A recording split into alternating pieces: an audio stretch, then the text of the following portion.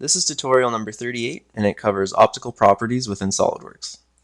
To start off, let's open up the TV remote, which I've included on the DVD.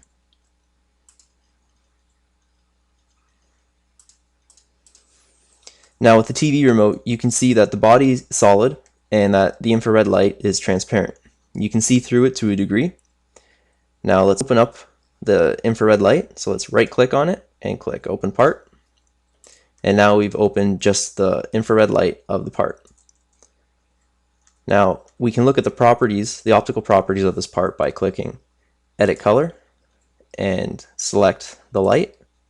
And when we scroll down, we can see all the optical properties of this part. Now the main one to make this look transparent is the transparency part. Now if we make it 0, it's a solid. If we make it 1, it's completely see-through. So let's make this 0 and click Accept. And now the part is not transparent anymore, it's solid. And if we flip back to the assembly, we can see that it's changed in there too, and that instead of being transparent, the light's solid. Now let's flip back to the part, and let's edit the transparency again. And let's put it back to 0.61